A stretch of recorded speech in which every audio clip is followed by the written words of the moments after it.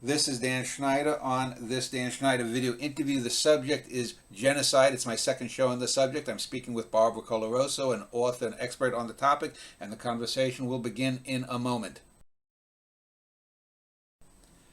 Barbara Coloroso is my guest. She's an author of many books, one of them having to, let me try that again. One, two, three. Barbara Coloroso is my guest. She's the author of many books, one of them on the topic of genocide. She writes mostly about children and children's issues, but we're going to be talking about her book and also how war, how trauma, and genocide affect children. So, as I usually like to do, I want to give Barbara the opportunity to define who she is, where she comes from, and her interest in the topic at hand. So, welcome, Barbara. If you could just lay out a little bit of who you are and why you're here. It's a pleasure, Dan, and it's a topic I hold very dear to my heart as a mom and a grandmother now of three teenage kids, and also an educator. I taught children with special needs and ranging from mental disabilities all the way through severely troubled adolescents. And I was invited to speak at a university on the topic of parenting. And I'd not ever discussed that. Most of my work had been with teachers. And so when I did the parenting session, it was quite a success. And from that, I wrote a book called Kids Are Worth It that became an international bestseller.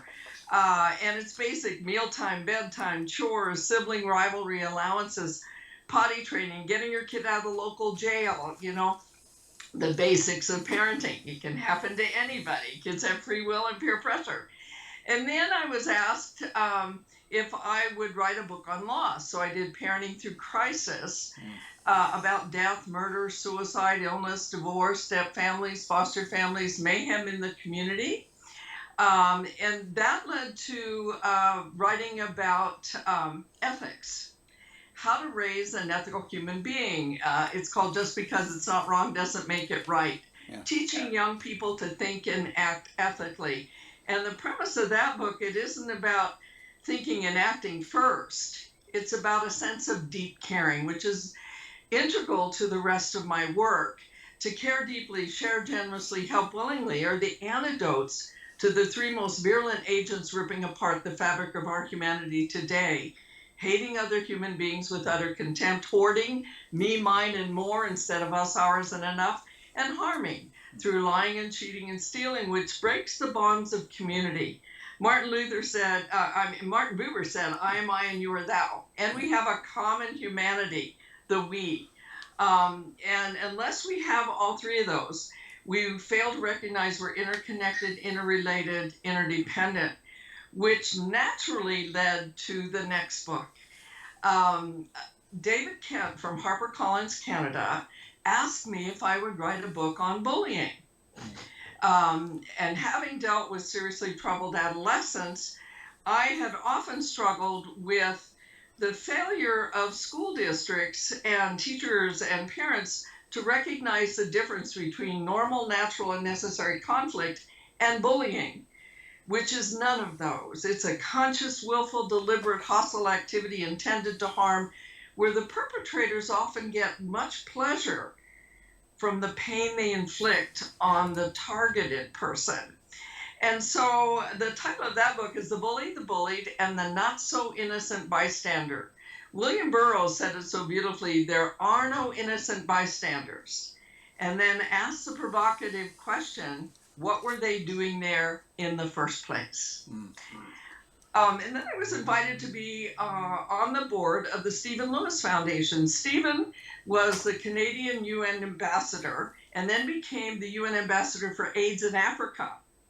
And one day I said to him, is there anything I can do? And I ended up in Rwanda working with orphans from the 1994 genocide, where in less than 100 days, almost 1 million human beings were macheted to death because they were viewed as less than. They were othered. They were dehumanized.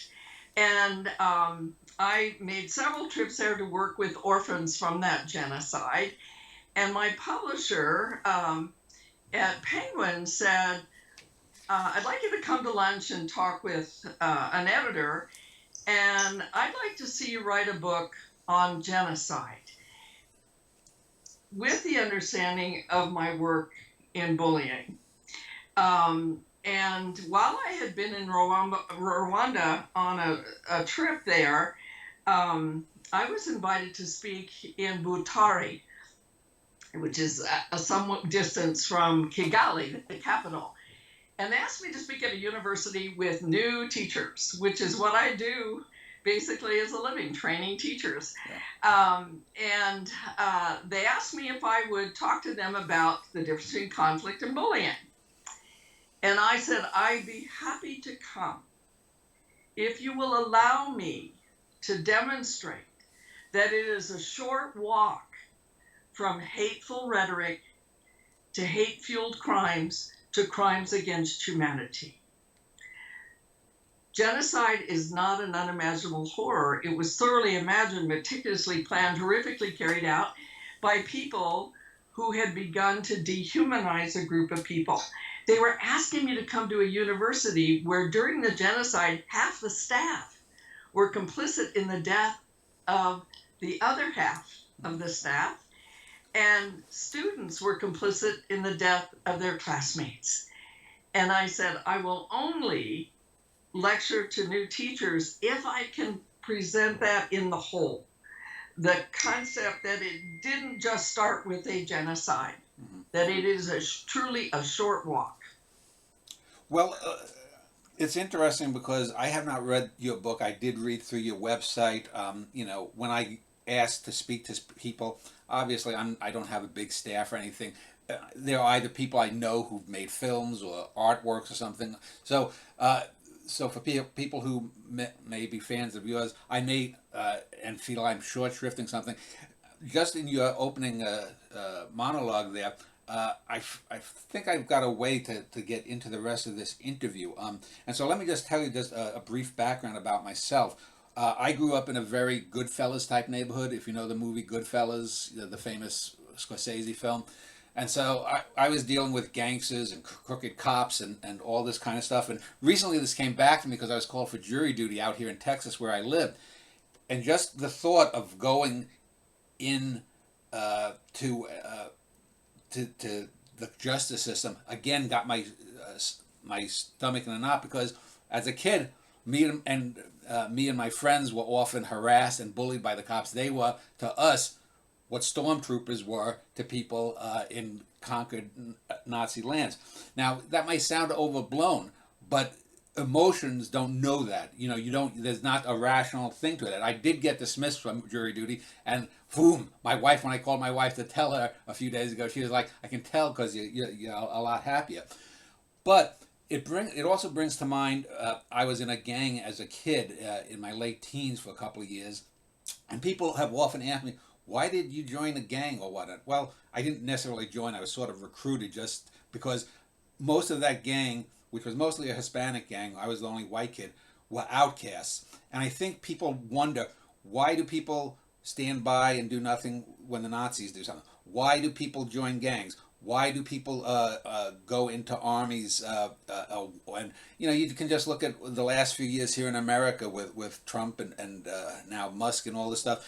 It's the scorn that you may get from the outer society as an outcast is counterbalanced by the support that you get from the nucleus of those people that are the outcasts together. And that's what bonds people. This is why Marines get tattoos after each battle, that says, I survived Iwo Jima or whatever.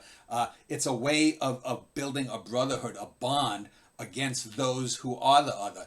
That can be a good thing, but when it gets turned inside out, and you go from being the oppressed to having the power or something, those kinds of bonds suddenly become a bit more malicious and dark.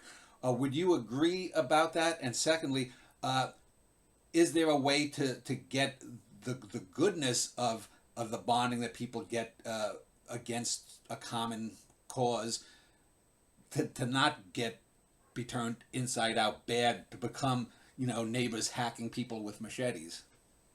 Yeah, yes. In fact, that's where I start with the book on bullying and then move through. And believe me, you got to understand, I caught a bit of grief about that from some genocide scholars about even mentioning the word bullying and genocide in the same book, let alone the same sentence. But I feel very strongly about it. I think it's a failure of them to recognize the insidiousness and the cruelty that's associated with bullying. Whether it's verbal, physical, or social bullying. And during my genocide studies, I ran across a book called Defying Hitler by Sebastian Haffner, which is a pseudonym. He survived the genocide. But in it, he talked about how comradeship, and I find it very interesting that as a young person, you were recruited to join this group. Every genocide has had a youth group attached to it. You're easily molded. You want to belong. We all have that sense of the need to belong. That's the I, thou, and our common humanity. But what he found was what he called the trap of comradeship. That once you are in that group, you change. And you begin to work as a group. There are distinct characteristics. There are distinct roles. I call it, scenes from a tragedy. That in a genocide, there are roles that people play. Some people buy into the role so much and their own personality type and the like that they become owned by that role. However, in that trap of comradeship, that connection with one another, we begin to exclude others or feel very comfortable because the leader is very powerful and wishing to exclude. Arthur Eddington, the famous mathematician, said, we used to think if we knew one, we knew two because 1 and 1 is 2. He said, but we must seriously look at and. That 1 and 1 are not just two separate entities. When they combine, they become something more menacing or more beautiful or more creative, but something changes. And in Sebastian Haffner's Trap of Comradeship, he talked about the different roles people can play. And I drew on Dan Olveus' work with the bully circle. And the bully circle is very close to Sebastian Haffner's Trap of Comradeship. In the center, you have a group of human beings that are targeted for whatever reason. Their race, their religion, their ethnicity, their religion, which are the core, in the definition of genocide, core groups that are targeted. And anyone can be targeted. In bullying, anyone can be. You can be targeted because you're short, tall, developed early, developed late, your race, religion, gender, physical or mental ability, your economic status. You can be targeted because you're new. Yeah. The one thing all targeted human beings have in common, somebody targeted them. Yeah. In genocide, it's an entire group, but rarely does it stay within the group that's targeted because, as you saw in Nazi Germany, it expanded to include lots of other groups. And in my work in Extraordinary Evil, a short walk to genocide, I talked about only 3 genocides. I took the genocide of the Armenians, the genocide of the Jews, Roma, and Sinti, which are often derogatorily called gypsies, but they're Roma and Sinti distinct ethnic groups, and then the genocide of the Tutsis. Now, why did I pick those 3? Well, one, I was real familiar with the genocide in Rwanda, but a fascinating thing in my studies is that Hitler was connected to all 3. And I'm often asked about that, but, Hitler hadn't risen to power during the genocide of the Armenians. No, but 6 of his generals served with the Young Turks during the genocide of the Armenians. And they loaded people into cattle cars. Sound familiar? They also pushed children into caves and lit fire to them. Yeah. And then, of course, the genocide of the Jews, the Roma, and the Sinti was the second one where Hitler was intimately connected. But he was long dead before the genocide of the Tutsi. Mm-hmm. However, when Kagame and his ragtag group, because the international community had turned a blind eye and basically said, well, it's ethnic rivalry, forgetting that it wasn't a conflict, it was truly an attack. It was a genocide covered in the fog of war. And when the ragtag army got into the palace in Kigali, they found an entire wing dedicated to Hitler's memorabilia. The Hutu Ten Commandments were modeled on the Nuremberg laws. So that's why I chose those three. There's been many, many other genocides and the connections thereof, but that's why I chose those three and used the difference between conflict, which is, again, something that people do where there's two people going at one another, two kids fighting over a TV program. That's a conflict.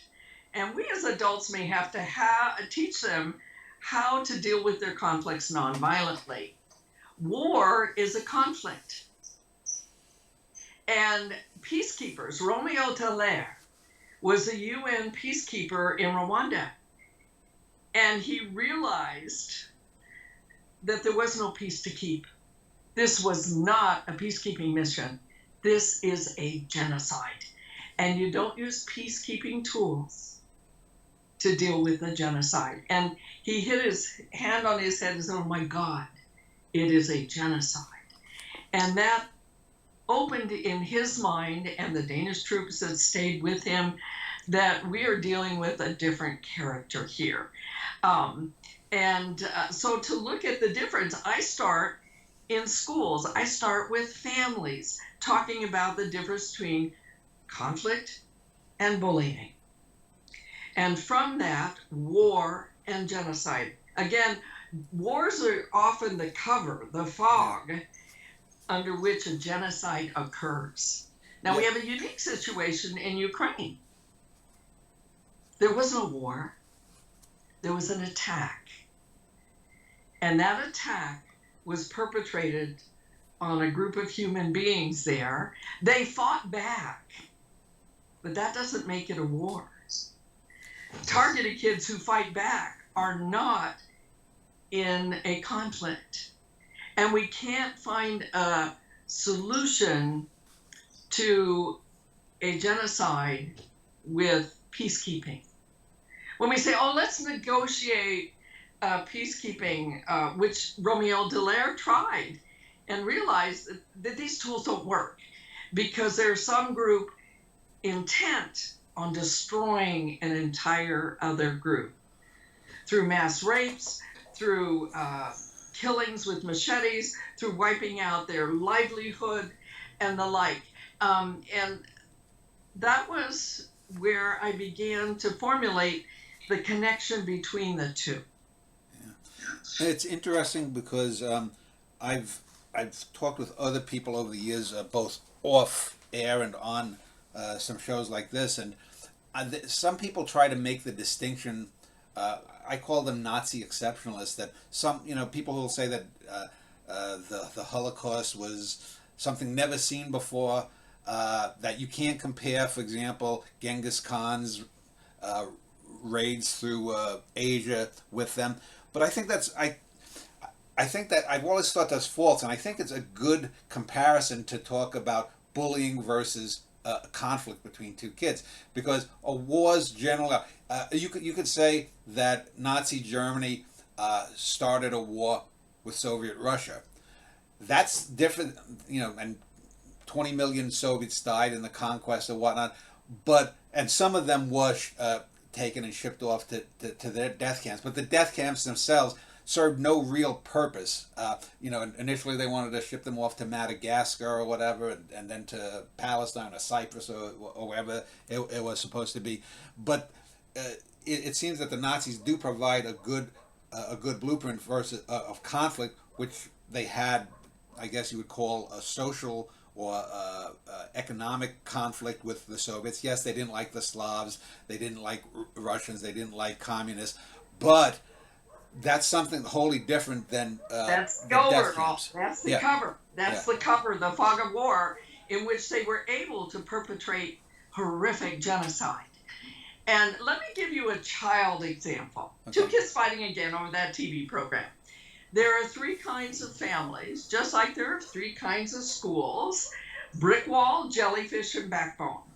The brick wall parent goes in and says, "Stop it, stop it, stop it, turn that set off, nobody's watching it." Yeah. Doesn't teach two kids how to solve their conflicts. It says this external person will tell you what to do. See, Herbert Kalman said there are three necessary characteristics for a genocide: unquestioning obedience to authority, whether it's to a religious authority, to an authoritarian parent, to an authoritarian government, but unquestioning obedience to that. Sometimes out of fear, others out of absolute commitment that they know better than I do. But it's unquestioning obedience to authority. The routinization of cruelty, where it becomes, quote unquote, the norm, not normal, but the norm.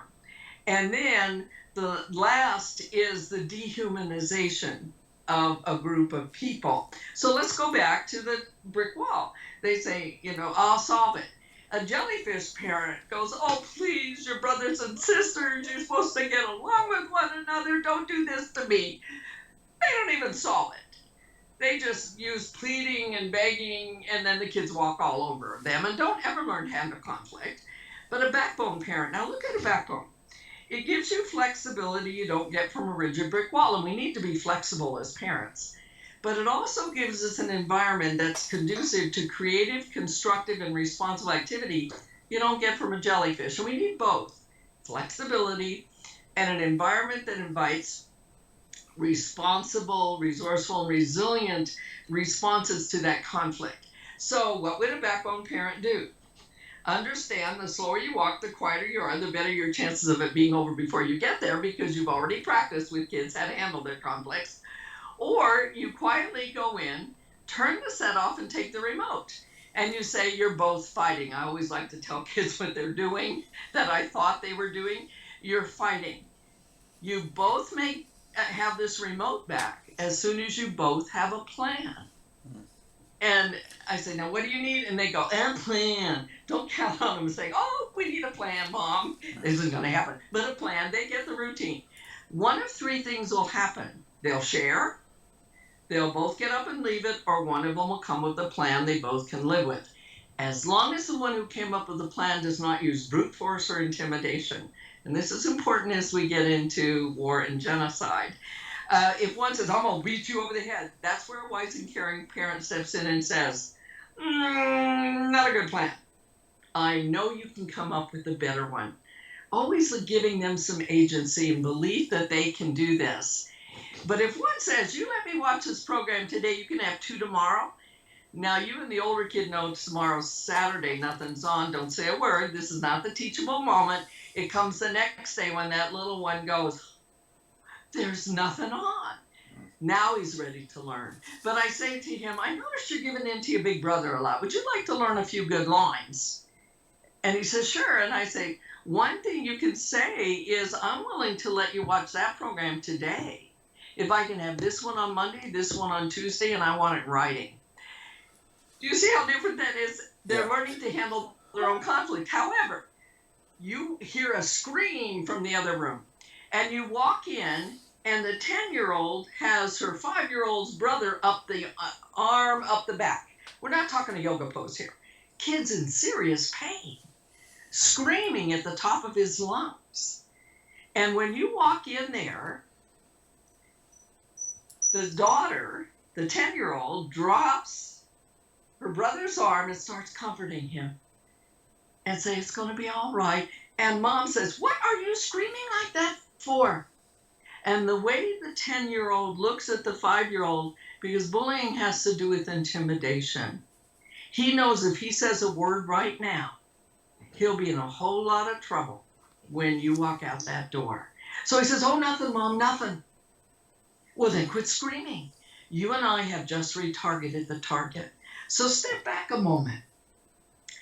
When you walked in there and you heard the screaming, you saw your daughter before she saw you, as she's got her brother's arm up the back. And she had a smirk on her face.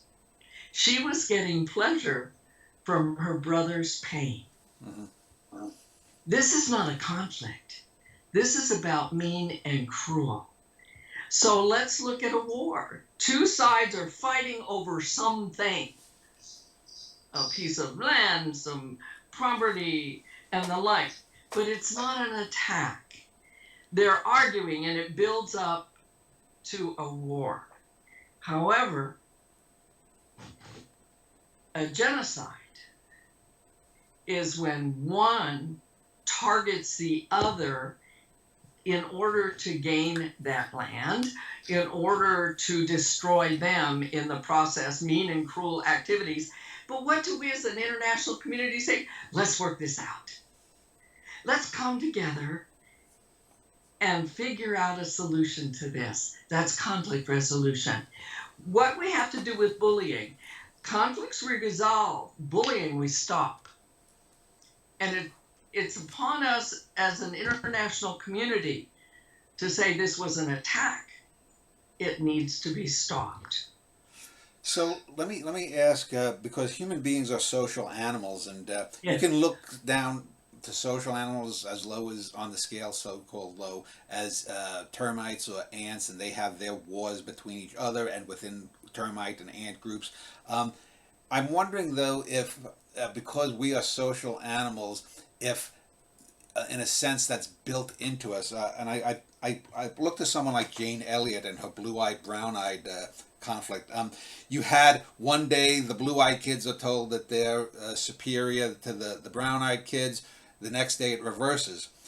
But oftentimes it seems that even when a group is in power and then deposed, they still maintain the patina of superiority that they were told they had, and it doesn't go away.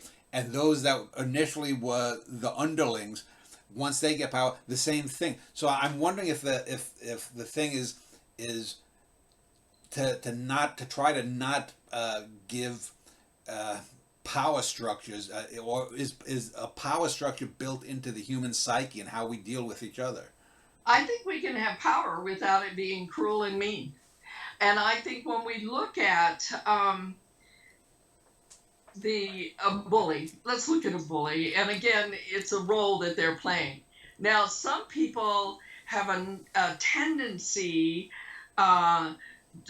to want to seek that power. However, combined with that is a sense of I'm better than you are, and I have the ability to control you. What's step one of control? Dehumanization of another human being. The Armenians were called dogs. The Jews were vermin and bacteria eating at the fabric of our society. Rwandans, the Tutsis, were called cockroaches and snakes. Cambodians were worms. The Rohingyas, still today, are called fleas.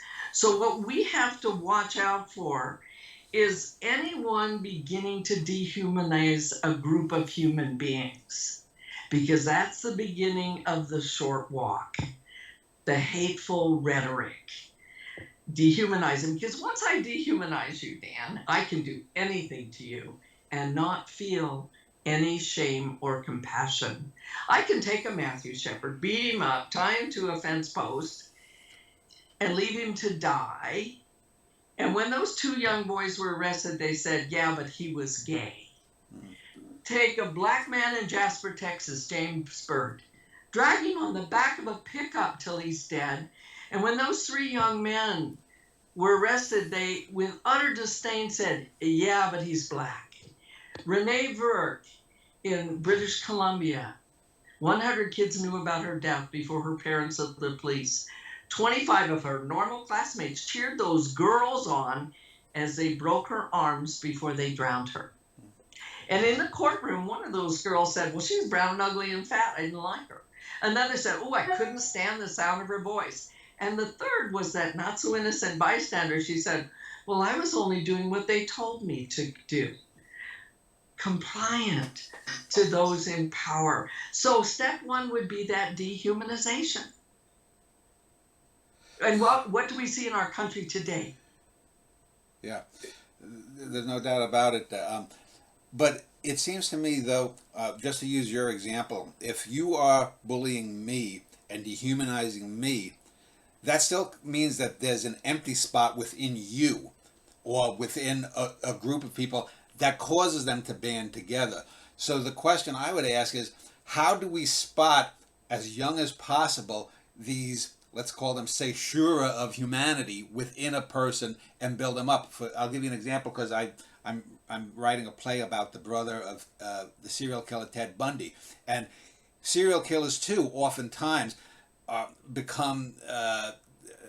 Ted Bundy felt that he was God when he was killing people because he had their life in their hand. But to his brother, he was a great big brother.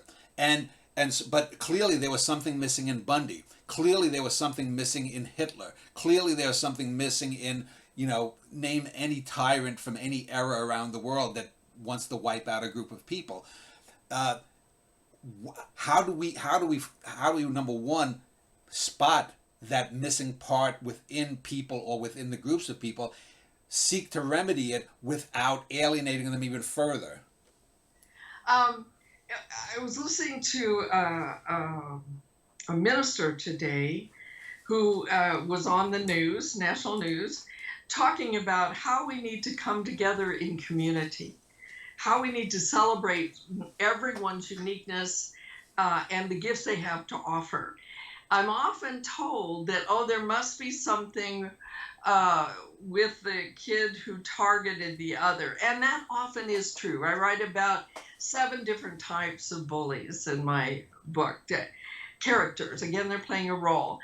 But there's one group that we often elevate and celebrate, and that's the high-status social bully, who does it because he or she can, because she's popular or he's popular, and they get away with a lot of harm that they cause others because people look at them, quote unquote, as nice kids. I'm not into nice. I want kind. Yeah.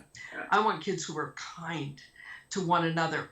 So looking at many kids who bully others have themselves been targeted or feel something is lacking in them, that they need to fill up that hole that's in them. And so I don't want to dismiss that. But I also think we need to look at people who are raised to believe they're better than others. Mm-hmm.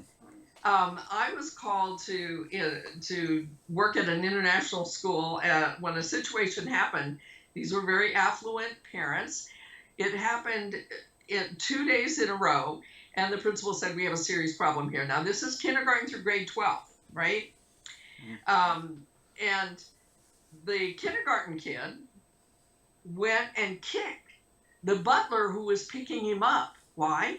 He wasn't first in line to get him. And when the principal was reprimanding the little boy for kicking him, the butler came out and said, oh, please, please, please don't tell his father I'll lose my job. That little kid felt entitled enough that if that guy wasn't at the front of the line, that I can kick him because I'm better than him. Well, the very next day, a young girl had forgotten her English assignment and made a call home. The maid hopped a bus, couple of buses, came running in her maid uniform, very sweaty, and the young girl didn't thank her, wasn't appreciative of her doing the effort to get the paper. She said to her, don't ever come looking like that again. That kind of sense of entitlement. In bullying, there's always a sense of entitlement, a liberty to exclude that I feel that it's all right to do that, and an intent to harm. And we see those three conditions in young people. And we can empower that or we can stop it. But it has to be a commitment to being able to see it for what it really is, cruelty. Bullying's about mean and cruel. And bullying, the word gets thrown around a lot, but it's about mean and cruel behaviors. And they say, oh, a 5-year-old? Yes. Who says to all the other girls, I don't like the new girl. You want to be in my group? Don't eat lunch with her. And it can happen to the 15-year-old who says the same thing. But there are, in that trap of comradeship that Sebastian Hafner talked about, there are various roles. First of all, you have the person who is bullying. Now, there are 3 roles that they can play. And if you look at Genocide, you see all 3 of those. And in bullying, you can see those 3 as well. And the very first is the instigator. That's the one who instigates it by putting word out that these people are less than. And they stand back and say, I didn't do it. And then you have the planner, those who plan a genocide or those who plan the targeting of somebody else. And then you have the actual perpetrator. Now, obviously, in many situations, that person is all 3, especially in a bullying scenario. But you can have a young girl who says to all the other girls, you want to be in my group, don't eat lunch with her. And then when she's sitting at the table, all these girls want to join because she's a very popular girl. And the new girl comes in, and the bully says to the henchman, that's the next one on the bully circle, put your backpack down in that empty chair. And the henchman goes along to get along. She wasn't raised to be a bully, but she was raised, and this is critical, to do to please. Yeah. That's that unquestioning obedience. And so to do to please, so she puts her backpack down, may not feel good about it, but does it because she wants to be in with the popular girl, or she's afraid of the popular girl, or both. The new girl walks over, and there's no place to sit. She puts her head down and walks the other way. Now you have, right below the henchman, is the active supporter who grabs her cell phone out and starts videoing this, putting the backpack down, and the young girl walking away dejected, and posts it on TikTok. Gets pleasure from that pain. Those are the 3 in bullying that we can hold legally accountable for what they do. But I want to hold ethically accountable the rest as well. Right below that is the passive supporter. Those are the kids who sit there and find out it's on TikTok and pull it down and laughs at the, oh, look at that girl as she's walking away. She's defeated. She's a nobody. And parents will say, but my daughter didn't do anything. No, but she laughed at her pain. That's complicit. And at the very bottom is the disengaged onlooker who turns a blind eye, which, by the way, can be you and me as adults in a community, but also it can be us as an international community who write it off. Oh, boys be boys, girls just want to be mean as part of growing up. Or you say, better off them than me. Yes, that too. And I have nothing to do with this. It's ethnic rivalry. Just let them fight themselves out. On the upswing is the potential witness. That's the kid you did raise to act with integrity and civility and compassion. But he or she's afraid of the bully. They're afraid if they step in, they'll make it worse. They're afraid if they step in, they'll do the wrong thing and the targeted kid will be it. Or they're afraid it'll be them next. Those are all valid reasons. But there are a lot of lousy excuses too. Because what happens when you have those valid reasons, whether it's in a genocide or what we see happening so much in our country today, a targeting, but it's not me. It's not me losing my existence here. It's not my child being separated from me. And that's that lack of deep caring that must to relieve somebody else's suffering and wishing them well. Well, Barbara, let me give you an example because I know I've, for example, at a number of jobs have spoken up about things that were unethical or wrong. We don't support whistleblowers. And so if you have a built-in society that doesn't support people doing the right thing, in this case, whistleblower, but you can apply it. You can't expect people to stand up against the bully if the rest of society backs the bully, Well, and we have to believe that it isn't the whole rest of society. Or it could be just a small sliver with the power. But Lifton, the wonderful Robert J. Lifton, who's become so much more vocal today about what's going on in our own country, talked about the ability for, that's the character, potential witness.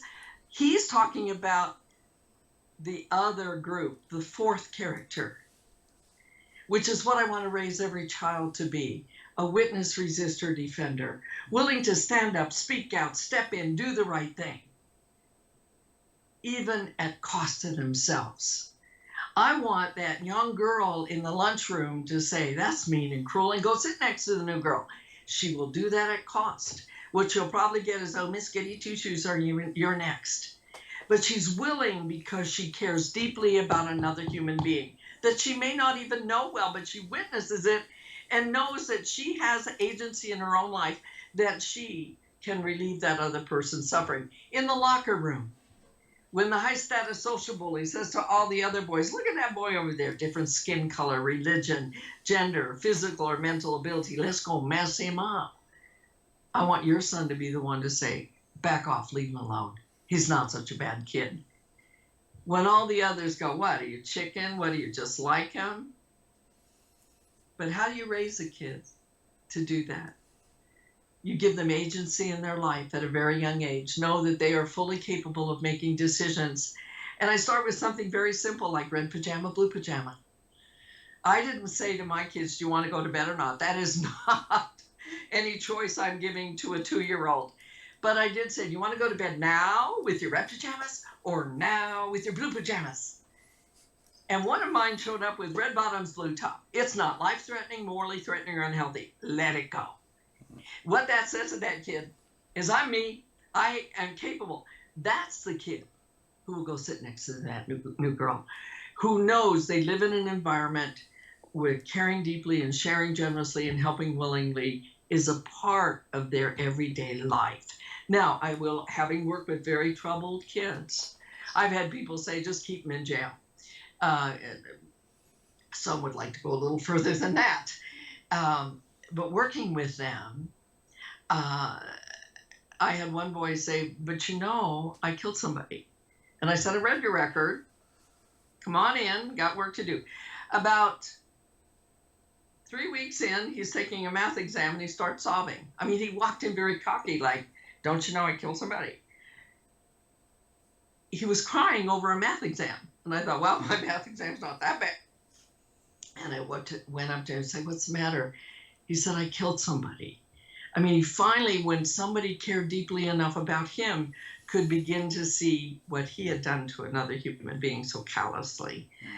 Did he need more than my classroom? He needed a lot of help, therapeutic intervention and the like, but he was beginning to understand that he was welcome here, he was appreciated, he could make decisions, and yes, he would be held accountable for any harm he caused. And we need to teach our young people to do that. And what I see right now is people very much afraid of what's going on, very scared, not knowing what to do. That's that potential witness. But that witness willing to stand up, speak out, to have reporters documenting what's going on, seeing the faces of little children, you talked about at the very beginning, little children ripped away from their mom, and little kids going to school afraid. I was in California last stint with my little grandson, and some of his little friends had their IDs and the like and phone numbers attached to their little sweaters. no kid should live in that kind of fear. And if we really want to be that shining light on the hill, we have to stand up and speak out, step in. We had a situation here in Arvada where a woman stood up and said, "We don't want you here in our neighborhood. We are good people here." And being able to stand up, she was mocked. She was also celebrated. You see, we have to be willing to say enough already. We cannot tolerate mean and cruel. And when I was in Rwanda when USAID was there after the genocide, doing amazing things for human beings. And the goodwill that engendered can't be bought. And so we have to look at what's going on today, the mean and the cruel. I'm very concerned about this short walk we're on. We're almost like we're running here on this short walk to a human crisis. And I go back to what that minister said today about caring deeply and sharing generously and helping willingly. Those are the antidotes to hating, hoarding, and harming. And so we need to look at and say, how are we going to get along as a community? Are we going to be the ones to stand up?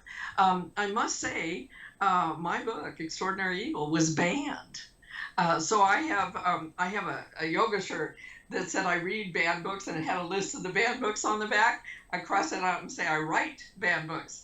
It was banned in Canada, the largest school district, Toronto. And why was it banned? I wrote about the genocide of the Armenians when this first edition came out. And an ambassador from Turkey had, I want to say, he convinced board members in Toronto that my book should be banned. And if it's banned from the largest school district in the country, no other district's going to pick it up. It sold well after it was banned. But Penn International, Margaret Atwood, Susan Shaw, all came forward to support me. I was so grateful. But I was a bit embarrassed because Salman Rushdie had the fatwa for what he had written. I had a chapter in a book. And in the end, the book was reinstated. There was a lot of uproar there. But then the death threats came in. And then I understood the dangers that can exist. And most of the people who had written those death threats hadn't read the book. It was just something they could do because they heard something. And so I take that as a badge of honor that, it was enough to cause a conversation with it. So that witness, resistor, defender is what we all have to be. And I'm looking here to see here what Lifton had written, because I think it's very powerful. And just give me a second. Okay. Okay. In all three genocides, it was found that if one person or a small group of dedicated people refused to go along with the genocidaires, some others who were potential witnesses actually became witnesses, defenders, and or resistors themselves. This group readily admitted that if it were not for those who took the lead in desisting, they probably would not have had the courage to do so themselves. And then Robert Lifton, in his research on atrocity-producing situations, which I believe we're in today, Robert J. Lifton came to the conclusion there is no inherent human nature, as you were talking about, that requires us to kill or maim. We have the potential for precisely that behavior of the Nazis or of some kind of more altruistic or cooperative behavior. We can go either way. And I think that confronting these extreme situations in itself is an act of hope, because in doing that, we are implying and saying that there is an alternative. We can do better. And that was, again, Robert Lifton. We are in the midst of atrocity-producing situations all over the world. But we have a choice, individually and collectively.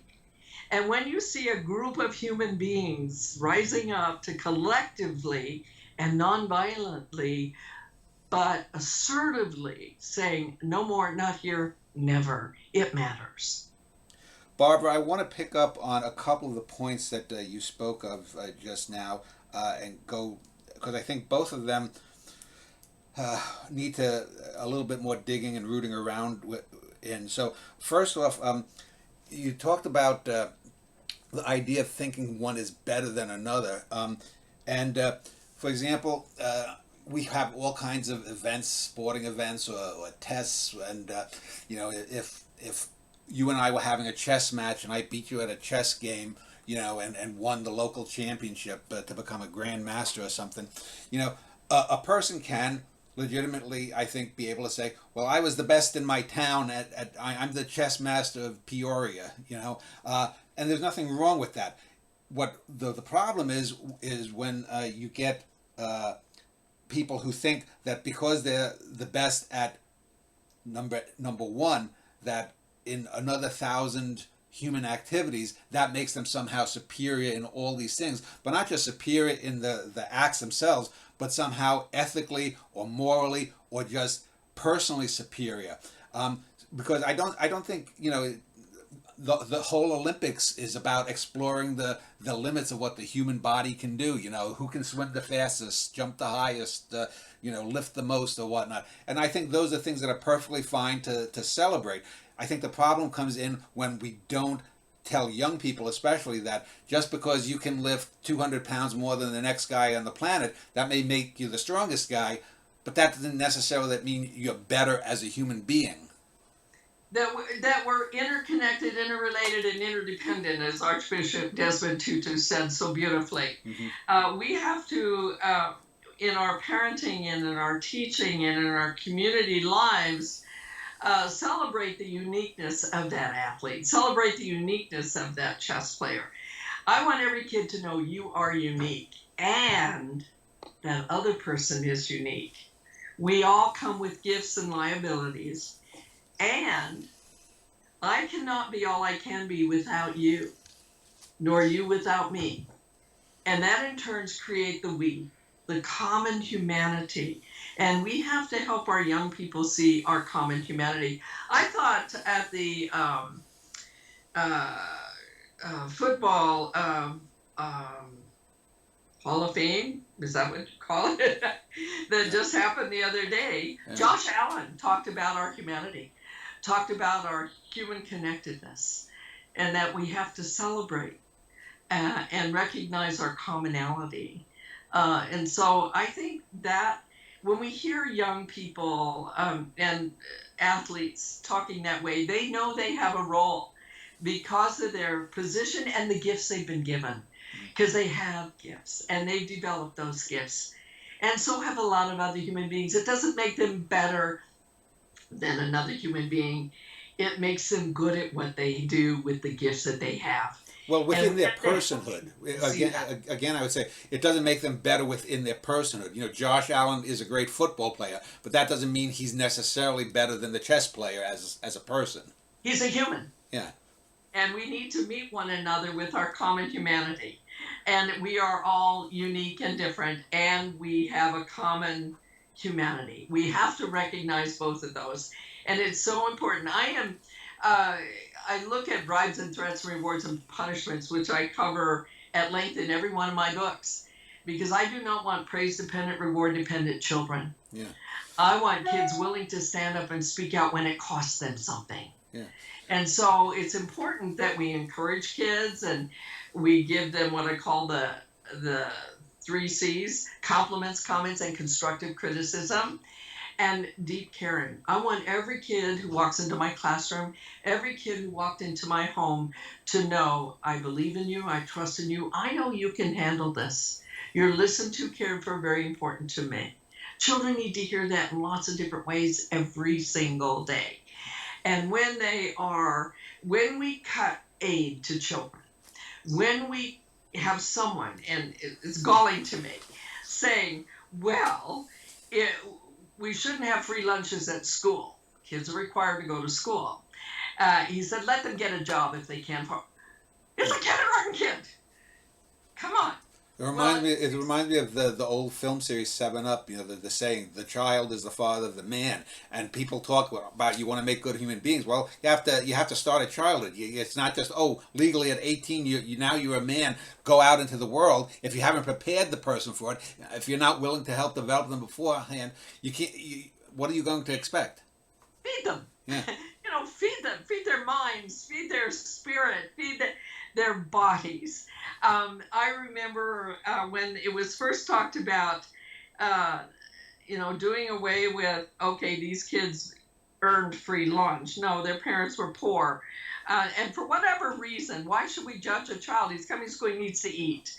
And in California, a religious group said it will destroy the family because we want family meals. Give me a break. These kids are coming to school hungry. Are we going to judge them? Are we going to punish them? Are we separating? I go back to children at the border being separated. Some of those kids have never been reunited with their families. 5 years. They're still not united. They won't even know their parents, know the culture, know the strain that they've been put through. But those who were separated, the trauma, and we can look at the genocides and the separations and the selections that were made. And we have to say, where's our heart? Where's our sense of deep caring? Empathy and sympathy are two very different things, and they're both necessary. More importantly is what they grow into, which is compassion for another human being.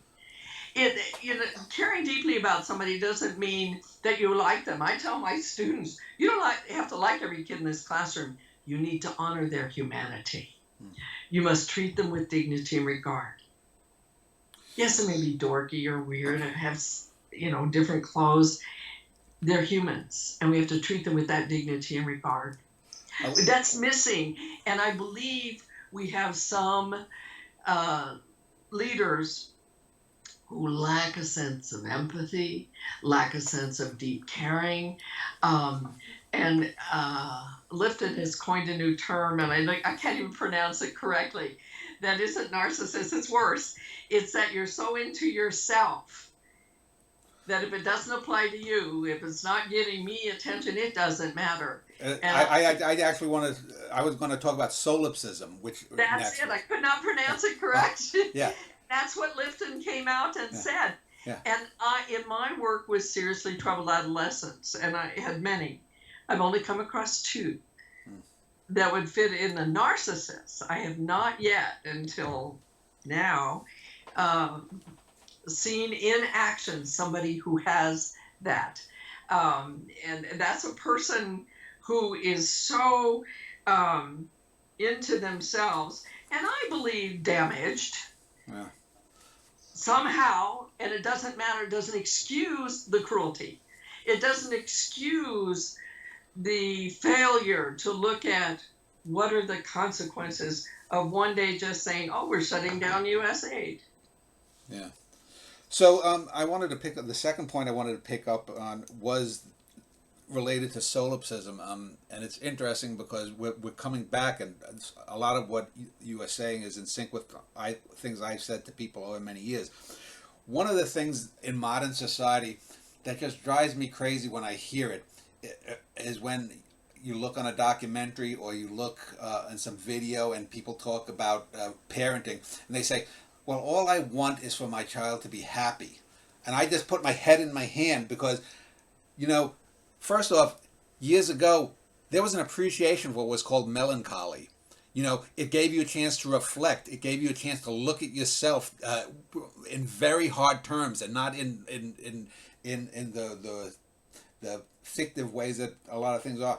To me, it's better that you teach someone that happiness is good, but it's not the end game. You have to be kind. It isn't at all. Yeah, It isn't at all, and I think we need to take a serious look at why would that be an end goal. Yeah. Because you know what? It's about me. Right, and that's the solipsism. Yeah, if you care deeply about others, share generously, and help willingly, you will feel a goodness in yourself.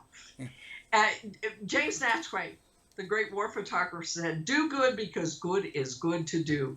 Yeah. Spurn threats of hell and bribes of heaven. You do because it's the right thing to do. And that's what I want to teach young people.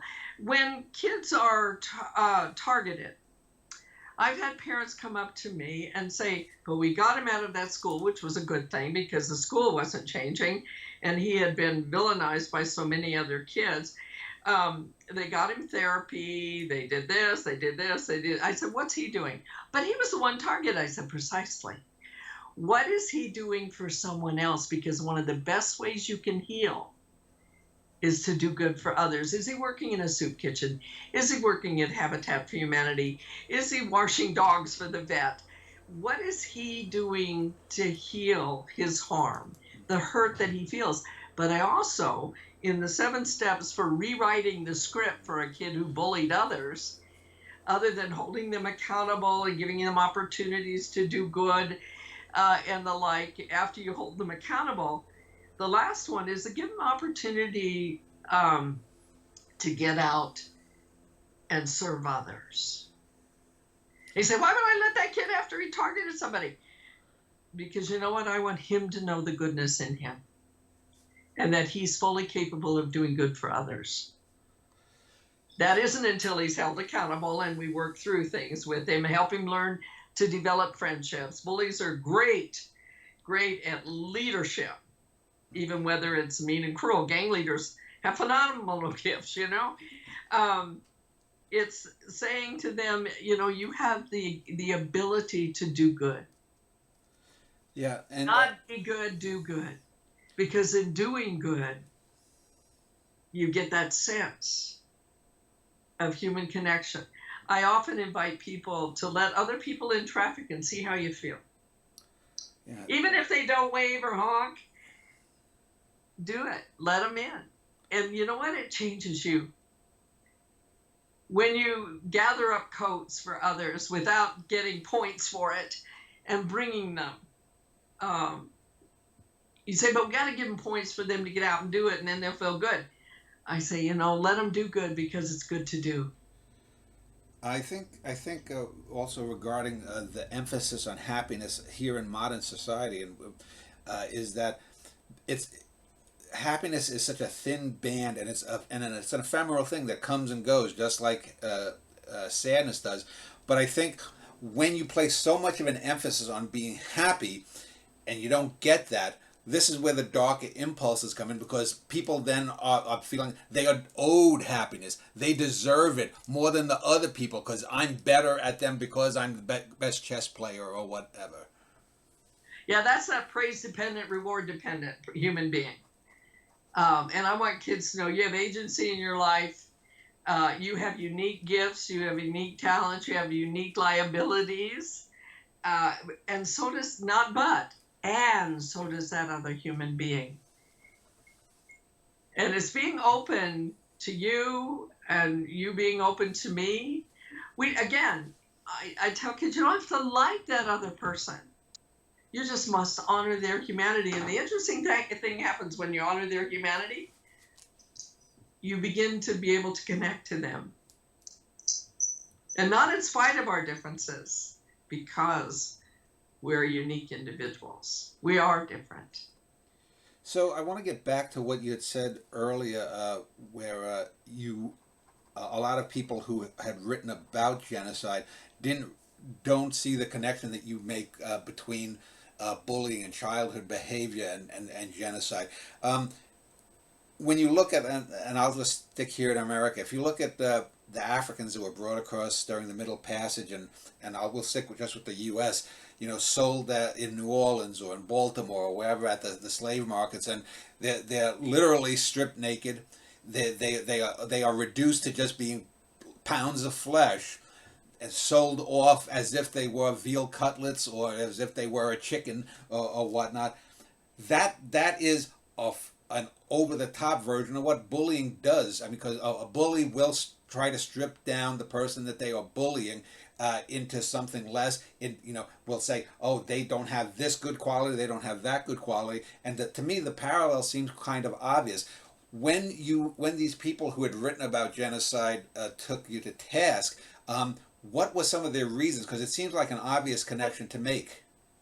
Well, thank you. But genocide is such a horrific thing. It is the worst crime. So they couldn't go from childhood stuff to that. They was too big of a leap. It isn't just from a child. Yeah. You look at adults bullying, and it used to be that we couldn't use that word once they were out of high school. Baloney.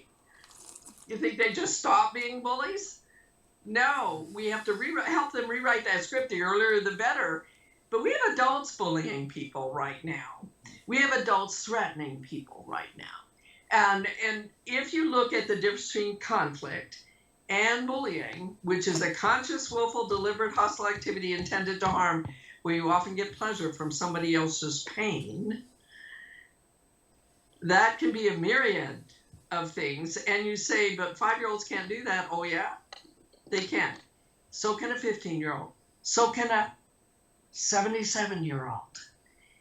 And it's easier to fall into this, as Sebastian Hafner says, that trap of comradeship, where my role becomes something that I am.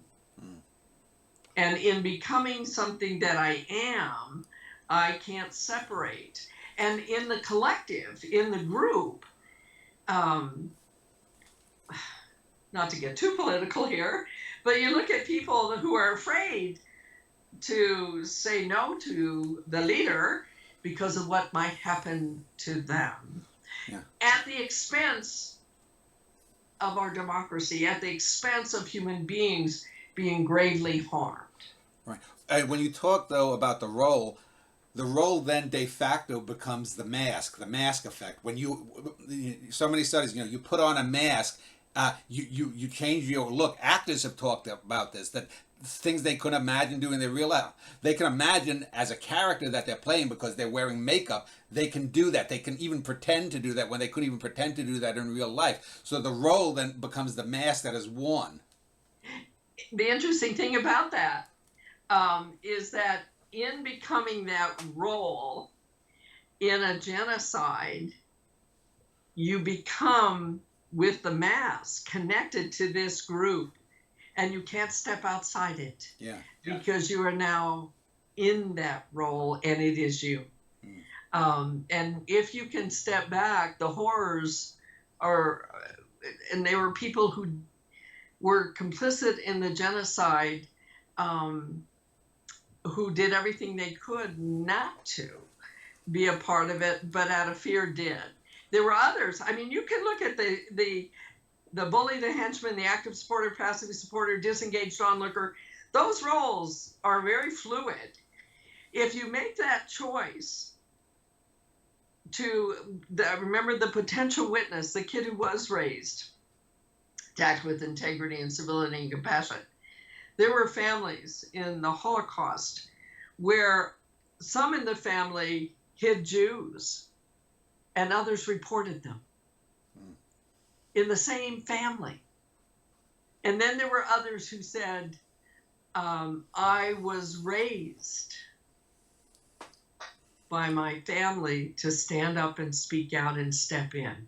So it became like second nature to them. What makes them different? They had a connection in a community, and then, it doesn't solve it. It doesn't say that every person who's raised this way are guaranteed to be generous and caring and sharing and helping. It's a better chance at it. And it doesn't say that those who were not raised that way can't rise above that. And there were Nazis who were conscripted and given the opportunity, especially in Denmark, I have examples in my book, where they helped rescue people at the risk of dying themselves, and some did. Bonhoeffer spoke up because he felt the need to speak up. The great philosopher and theologian, that if they can speak up, I think we all have an obligation today, those of us who are fully capable. I asked my 3 grandchildren, what are you doing to make a difference today? Because you need to make a difference today in someone's life. Because the fear is there a kid in your school who you know has a parent who isn't documented? Can you do something? Well, what can I do, Grandma? I said, well, look, let's look it up. I actually have the copies, but can you give it to them and say, here are some resources in the community. Here's some people that can help you, and I want you to know I'm here, that I hear you, and I'm here for you. You say about a teenager? Yes. May you get mocked by some of your peers. What do you do when somebody tells a racist or sexist comment about somebody in your school? Can you stand up to that? If we don't teach them to do that, we're in serious trouble. But then if we are trying to teach them and not doing it ourselves, then we're cowards. So let me sort of wrap this up by asking, I mean, we could go on for hours, but I could. Yes. What are some of the 2 or 3 most major steps that we can take for people in childhood to help the child not become the man or the woman who does participate in a genocide? What are the 2 or 3 key elements to make them I don't know, sufficient human beings, sufficiently human enough to resist that? Well, I wish there were a magic formula. There is not. However, there are some basic foundations for raising human beings who care deeply and share generously and help willingly. And one of them is to honor them in all stages of their life for who they are, allowing them to be their own person, respecting them, and then showing them how we respect others. How do we treat our neighbor? How do we treat people who are in need? Because it can, but for good graces, go any of us. So letting them see that. And then another important part, I mentioned it before, agency. I want my child to understand he has agency in his life. So do we constantly increase responsibilities and decrease limits and boundaries so they develop their own inner discipline, self-discipline? It isn't somebody saying to them that if you do these, you'll be punished or you'll be rescued, or no, inner discipline, self-discipline, that know limits and boundaries and can know how to approach people who are different. But that means you make sure you surround yourself with people of different ethnicities, different faith traditions, and the like, and you make it a point to invite people into your home, because then our children see that we can engage with people in dialogue. We can disagree with them without being disagreeable. And we teach them that you matter and that other child matters too. And if our child harms another child, that we are willing to step in as a parent to discipline them, not punish them. That's a whole different thing. But we also don't rescue them. We show them what they've done wrong, give them ownership of the problem, give them ways to solve it, leave their dignity intact. And so I've just completed a book, Mistakes, Mischief, and Mayhem. It's a summary of all my work for the last 54 years in discipline. What do you do when a child makes a mistake? They own it, they fix it, they learn from it, move on. Whether they're 3 or 16. Whether they wrecked the family car accidentally and backed it into a post they didn't see, or they drop a glass as a preschooler. Own it, fix it, learn from it, move on. If it's a mischief, tic-tac-toe on the desk. Yeah, that's not a mistake, by the way. Tic-tac-toe on the desk is not a mistake. Show them what they've done wrong, give them ownership, give them ways to solve it, leave their dignity intact. If it's harm, if it's mean and cruel, if it's extreme vandalism and the like, where they write a kid's name in a gross term, whether it's posted on the web or it's on the desk, that's mayhem. All bullying, by the way, is mayhem because of the intent to harm.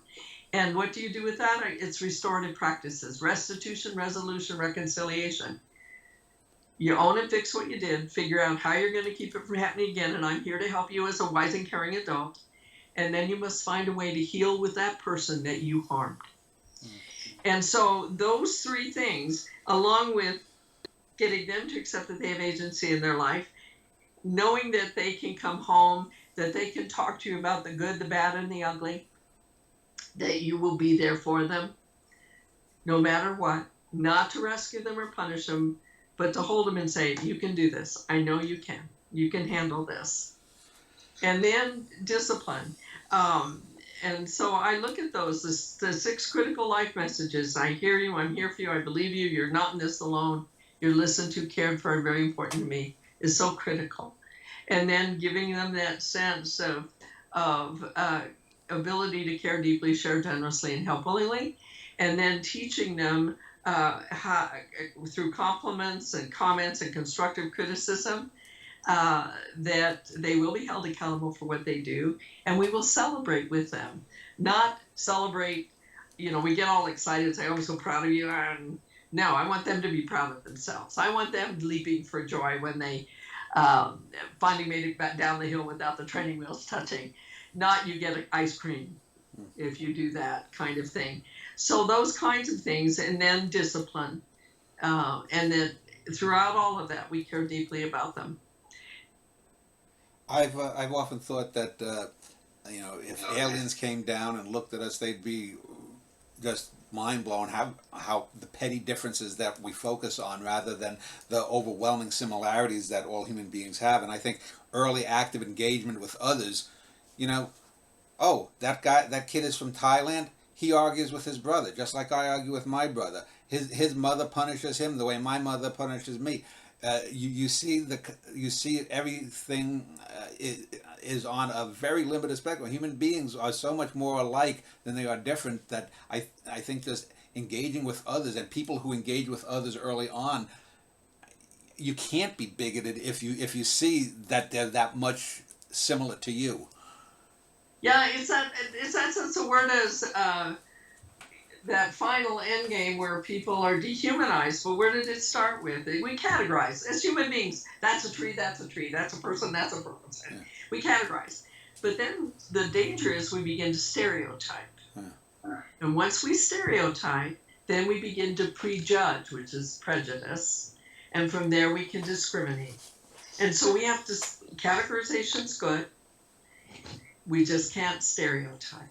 And so if you look at the picture behind me, that was painted on the UN building at the World Expo. It's people from all over the world, different nationalities, skin colors, but our common humanity. It was a Canadian artist who did this. It was an entire wall at the UN building at the World Expo in Vancouver. A friend made that from my postcard that I got from there. I was speaking there, actually. It was a great honor. My kids went, my husband went. We had a wonderful time there, but that picture says to me, this is what it's about. And on this side, you'll see a carving by a Rwandan who was an orphan from the genocide, and it's of a mother and child. And then over here, I'm going to bring it closer so you can actually see it. This was given to me after my lecture in Kigali and Butari. And that's from the Rwandan genocide, rising above and moving on together collectively. And so I think we have to look at what you were just saying, that we have more in common. And that when we do harm to others, we harm ourselves. And we must come together, and we must fight mean and cruel. Well, KidsAreWorthIt.com is your website. The links to your books are there. It was a great talk. I definitely want to talk to you again about some other subjects, perhaps. And so just thank you for spending your time in this Saturday evening with me. It's been a pleasure. And also, all the handouts for every one of my books are available at that website. And also, you will see in the far corner a place for Essential Guide to Bullying, which is free, 70 pages. Download it. It gives you an understanding of how I came about with all of this. Well, It's thank been a real pleasure, Dan. Thank you.